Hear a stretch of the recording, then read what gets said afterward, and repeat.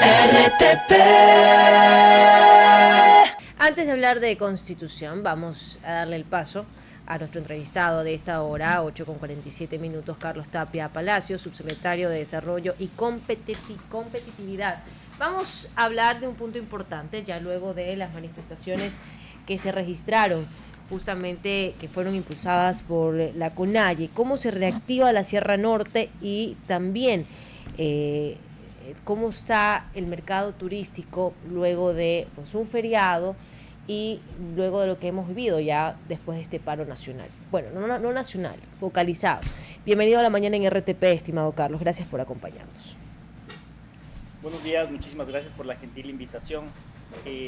Sí, efectivamente, como ustedes lo mencionan, después de las movilizaciones que suceden principalmente focalizadas en el norte del país, la provincia de Pichincha, Carchi e Imbabura, las afectaciones económicas han sido sumamente graves y completamente comprometidos en poder impulsar un proceso de reactivación que permita nuevamente activar las economías locales de muchos negocios que durante estos más de 31 días sufrieron graves afectaciones económicas. Solo para brindar algunos datos, en los 31 días de movilizaciones se estiman que las pérdidas económicas de todas las provincias del norte, de todos los sectores productivos, ascienden a más de 60 millones de dólares. Y solo en el sector turístico, por ejemplo, una afectación de 20 millones de dólares solo en la industria de turismo. Mientras estaba el paro en vigencia, tuvimos el feriado de octubre, y mientras en todo el país había una ocupación de entre el 40 y 80%, dependiendo de las provincias, en las provincias de Carchi, Imbabura y el norte de Pichincha la ocupación era del 5%. Y eso es una grave preocupación porque al final del día estos negocios tienen que pagar a sus colaboradores, tienen que pagar a sus proveedores, se quedan con stock, con inventario de productos perecibles que después se desperdician, y eso al final del día pues rompe la cadena de pagos. Después de las movilizaciones tuvimos ya el feriado de noviembre, y en el feriado de noviembre empezamos a ver ya el inicio de un proceso de recuperación.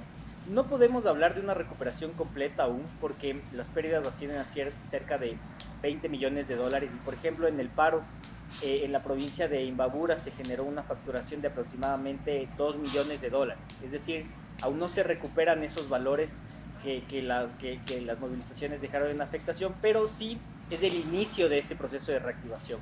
De hecho, precisamente el día de hoy estamos en la provincia de Imbabura presentando un programa de capacitación y formación justamente para los empresarios y prestadores de servicios turísticos, con la finalidad de seguir fortaleciendo e impulsando la calidad en la atención al servicio. Porque después de las movilizaciones lo que necesitamos como gobierno es impulsar este proceso de reactivación, y para eso el presidente ha creado este programa Firmes con Novoa, este programa que tiene 3 ejes fundamentales: una inversión de 50 millones de dólares que estará destinado a alivio financiero y ayudas económicas y créditos, a diferimiento de cobro con el IES y el SRI, y a programas de capacitación y asistencia técnica. Todo esto en su conjunto lo que busca es impulsar la reactivación económica de estas provincias.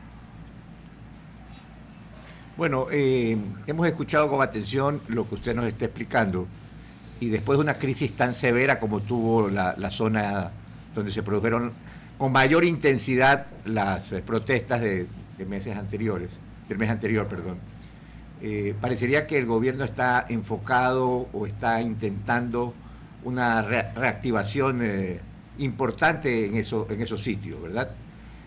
¿Cuál es la respuesta? ¿Cuál es la respuesta ciudadana que ustedes están notando, ¿no?, a esa intervención económica del gobierno? Sí, una vez que, de hecho, un par de días antes de que ya se anuncie la finalización de las movilizaciones, recibimos la directriz, todas las instituciones públicas, de empezar a focalizar un programa que ya nos permita la reactivación de la provincia. Hay mucho entusiasmo respecto de principalmente las ayudas económicas y financieras, que son las que se han entregado ya de manera inmediata.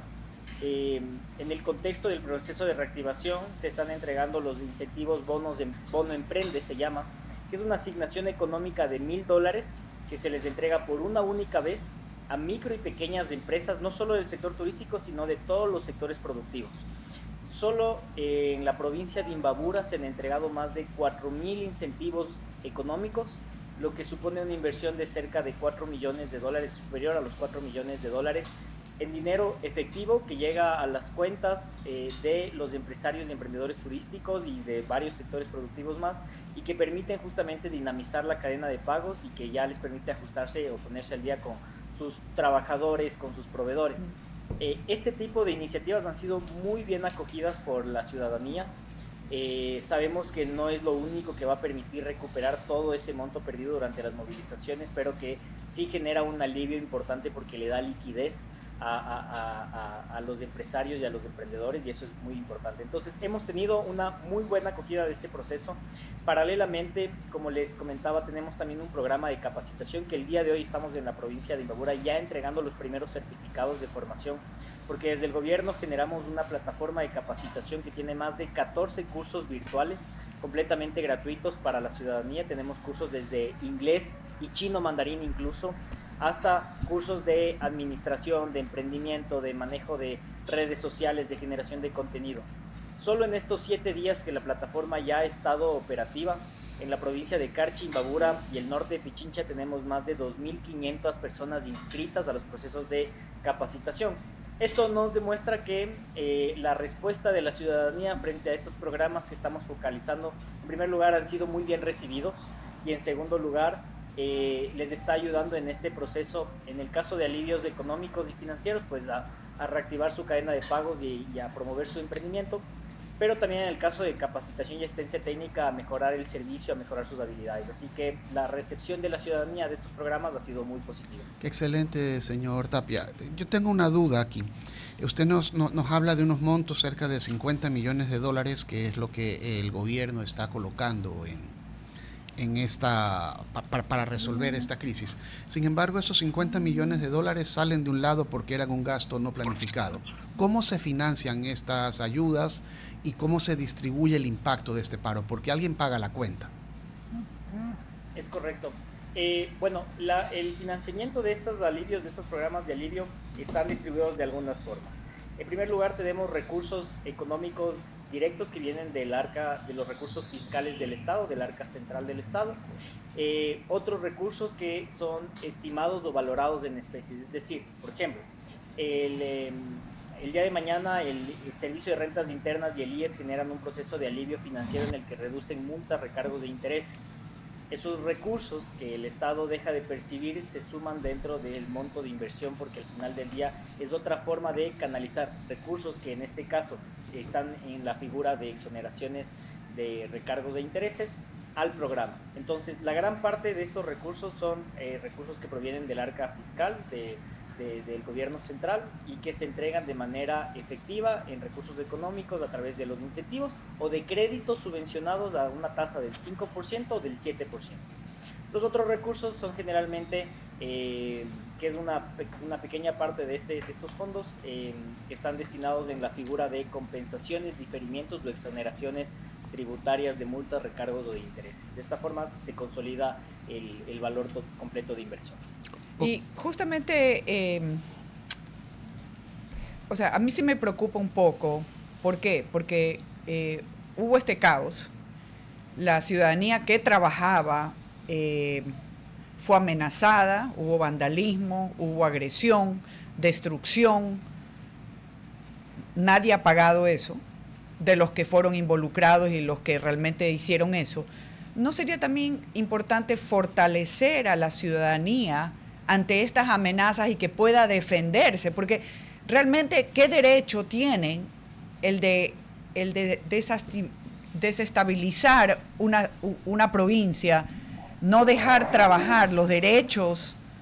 ¿Dónde están los derechos ciudadanos? Y el aprender que estas personas no pueden volver a hacerlo. Sí, concordamos mucho porque por un lado tenemos el derecho a la libre expresión, el derecho a la protesta, que son derechos perfectamente consagrados, que son iniciativas ciudadanas que son perfectamente válidas. Y por otro lado, que es otro tema completamente distinto, es la afectación a la propiedad privada de personas incluso oriundas de la propia provincia, de los propios cantones. Al final del día las afectaciones son muy graves. Hemos visto vehículos destrozados que eran la herramienta de trabajo de transportistas, de taxistas. Pero ¿quién paga eso? ¿Quiénes son los responsables? Porque hay videos de las personas que lo hicieron. Entonces también la justicia debería hacer lo suyo, porque esto debe parar. Una cosa es una protesta, una cosa es que tú vayas, camines pacíficamente, pero tú no puedes destruir la propiedad privada, tú no puedes hacerlo. O sea, realmente hay que parar esta situación de protestas con los derechos de destrucción. Eso no te da cabida y estas personas deberían realmente pagar lo destruido. Es correcto.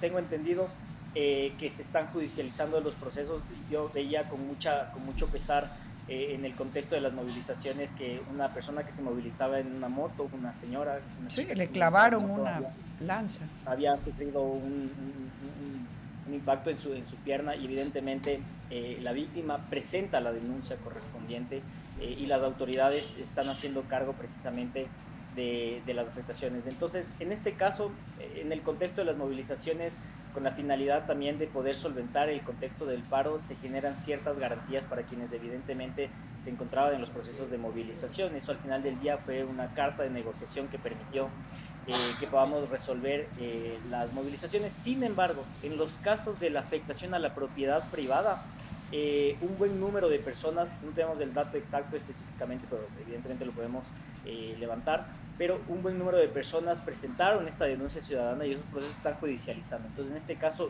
¿quién paga, por ejemplo, por haber amedrentado frente a un local, haber roto las ventanas de un establecimiento o dañar vehículos o propiedad privada? Son justamente las personas que perpetraron estos actos, porque efectivamente no se puede confundir el derecho a la expresión, el derecho a la protesta con vandalismo y afectaciones a la propiedad. Es que justamente digo también, ¿dónde está el alcalde, los alcaldes, dónde están los prefectos que deberían defender su provincia y a todos los ciudadanos, no a 4? Uno critica mucho a nuestra exalcalde Cintia Viteris, pero ella cerró el puente nacional para que no entren las protestas. Ella logró que las embarcaciones, porque estaban pasando por el estero, no lleguen a Guayaquil. Uno critica eso, pero gracias a eso no tuvimos problemas. Entonces, ¿dónde está esa predisposición? Sí, predisposición de los representantes y los gobernantes que fueron elegidos por el pueblo a defender su ciudad? Y se esconden diciendo que tienen derecho a la protesta, pero no a la agresión. Es correcto. Y ahí hay una línea muy delgada que siempre es importante que no se desdibuje y que desde las autoridades, no solo del gobierno central, sino también de los gobiernos autónomos descentralizados, podamos justamente precautelar o buscar el beneficio de las grandes mayorías, ¿no es cierto? Porque ese es el acto de la democracia, ¿no es cierto?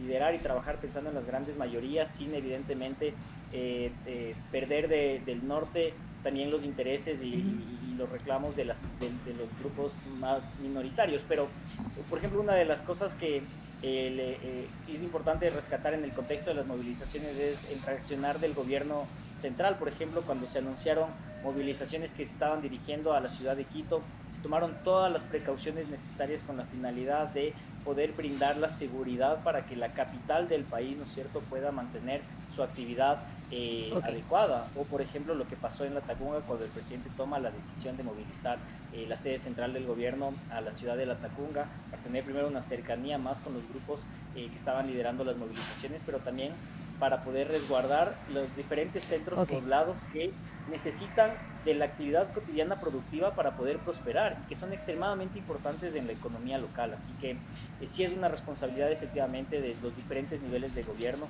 El gobierno central efectivamente demostró esa interés de poder precautelar el desarrollo económico y las actividades productivas, porque al final del día es lo que genera empleo. Esas son las actividades que generan empleo y es lo que debemos precautelar como sociedad. Estimado Carlos, le quedamos agradecidos aquí en el panel por habernos acompañado en la mañana en RTP y tratar este tema que es importante, sobre todo en un contexto de recuperación económica en el norte, en la Sierra Norte del país. Gracias por habernos acompañado. Muchas gracias por la gentil invitación. Gracias a usted. Vamos a una pausa y ya regresamos con más. RTP